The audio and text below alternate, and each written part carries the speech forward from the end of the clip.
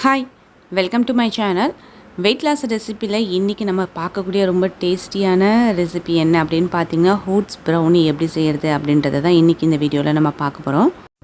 நேற்று ஜவ்வரிசி cutlet video போட்டிருந்தேன். அதில் ஒரு சிஸ்டர் கமெண்ட்டில் கேட்டிருந்தாங்க, வெயிட் லாஸ் அப்படின்னு பண்ணும்பொழுது ஆயில் ஃபுட்லாம் எடுத்துக்கலாமா அப்படின்னு சொல்லிட்டு. எடுத்துக்கலாங்க. ஒரு நாளைக்கு 5 ஸ்பூன் ஆயில் ஒரு உடம்புக்கு தேவைப்படுது. அதனால் நீங்கள் ஆயில் ஃபுட்டு எடுத்துக்கக்கூடாது, இது எடுத்துக்கக்கூடாது அப்படின்னு சொல்லிட்டு எதையுமே நீங்கள் ஒதுக்காதீங்க. அது மாதிரி நீங்கள் ஒதுக்குனீங்க அப்படின்னா உங்களோட உடம்பு தான் பலவீனமாகும்.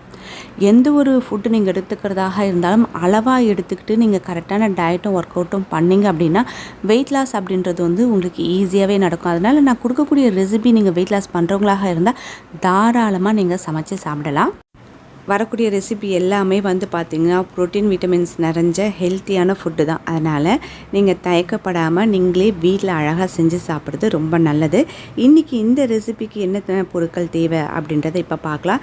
இந்த ஓட்ஸ் ப்ரௌனிக்கு பார்த்திங்கன்னா நான் ஒரு 50 கிராம் இருக்க மாதிரி ஓட்ஸ் நான் மிக்ஸி ஜாரில் ஃபஸ்ட்டு நான் போட்டுக்கிறேன்.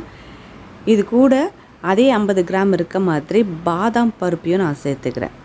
இது ரெண்டுத்தையுமே நல்லா ஃபஸ்ட்டு கிரைண்ட் பண்ணி எடுத்துக்க போகிறோம். முடிஞ்ச அளவுக்கு எவ்வளோ பவுடராக எடுத்துக்க முடியுதோ எடுத்துக்கோங்க. கொஞ்சம் லைட்டாக குறப்பாக இருந்தாலும் பரவாயில்ல. இது கூட பார்த்திங்கன்னா ஒரு சிட்டிக்கு இருக்க மாதிரி உப்பு சேர்த்துக்கலாம். இப்போ இதை நல்லா நான் அரைச்சி கொண்டு வந்துடுறேன். இதை பார்த்திங்கன்னா நல்லா அரைச்சிட்டேன். இப்போ இதில் நம்ம சேர்க்கக்கூடிய பொருள் பார்த்திங்கன்னா நல்லா ஒரு 2 ஸ்பூன் இருக்க மாதிரி தயிர், 1 ஸ்பூன் கொக்கோ பவுடர் சேர்க்க போகிறேன். ஸ்வீட்டுக்கு இதில் நான் நாட்டு சக்கரை சேர்க்க போகிறேன்.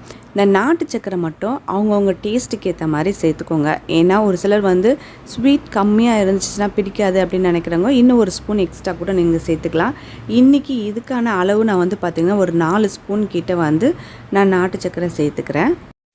இப்போ இதில் ஒரு சிட்டிக்கை பேக்கிங் சோடா சேர்த்துக்கிறேன். இப்போது கொஞ்சமாக நான் பால் விட்டு ஃபஸ்ட்டு நல்லா கிரைண்ட் பண்ணிக்க போகிறேன். எடுத்த உடனே நம்ம நிறைய பால் விட்டோம் அப்படின்னா ரொம்ப தண்ணியாகிடும், வேகிறதுக்கும் உங்களுக்கு ரொம்ப நேரமாகும். அதனால் கொஞ்சமாக ஃபஸ்ட்டு விட்டுட்டு இது எல்லாத்தையும் நல்லா பிளெண்ட் பண்ணுற மாதிரி நல்லா அரைச்சோம் அப்படின்னா நல்லா க்ரீமியாக அது மாதிரி கிடைக்கும். இப்போது கொஞ்சம் கொஞ்சமாக நம்ம இதில் பால் விட்டு இதை நல்லா அரைச்சி எடுத்துக்க போகிறோம். இப்போ இதில் 1 ஸ்பூன் ஆயில். நீங்கள் நினைக்கலாம் என்ன ஆயில் விடுறது, நல்லெண்ணெய் விடணுமா கடலெண்ணெய் விடணுமா அப்படின்னு சொல்லிட்டு. நீங்கள் எந்த எண்ணெய் வேணாலும் விடுங்க, ஆனால் 1 ஸ்பூன் ஆயில் விடுங்க. விட்டுட்டு இதை பார்த்திங்கன்னா ஒரு இட்லி மாவு பதத்துக்கு இதை கொண்டு வந்துடணும். இப்போ இதெல்லாம் ரெடி பண்ணிவிட்டு இப்போ இதில் பார்த்திங்கன்னா சின்ன சின்ன கப்பில் நீங்கள் வைக்கிறதாக இருந்தாலும் சரி, இல்லை நீங்கள் ஒரு ட்ரேயில் ஊற்றி வைக்கிறதாக இருந்தாலும் சரி, முதல்ல ஆயில் தடவிடுங்க. ஒரு 1/2 கப் இருக்கிற மாதிரி ஊற்றி வைங்க. நான் பார்த்திங்கன்னா எனக்குன்னு பார்த்திங்கன்னா நான் கப்பாக எடுத்துக்கிறேன். ஏன்னா அளவாக இருக்கும் இல்லையா.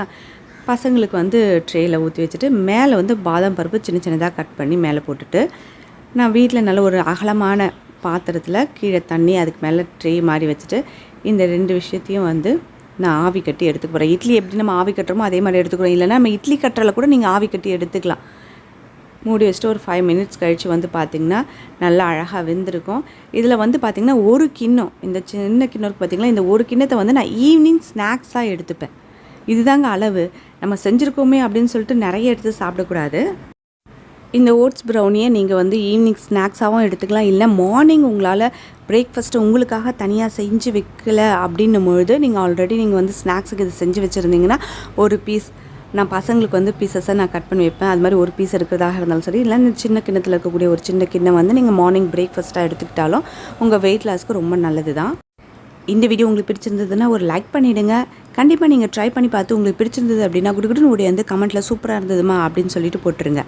இது வரைக்கும் நீங்கள் சப்ஸ்கிரைப் பண்ணாத வியூவர்ஸாக இருந்தால் சப்ஸ்கிரைப் பண்ணி பார்க்கல அந்த பெல் ஐக்கானும் கிளிக் பண்ணிங்கன்னா ஃப்யூச்சரில் வரக்கூடிய எல்லா வீடியோஸோட நோட்டிஃபிகேஷனும் உடனுக்குடனே கிடைக்கும். தேங்க்யூ.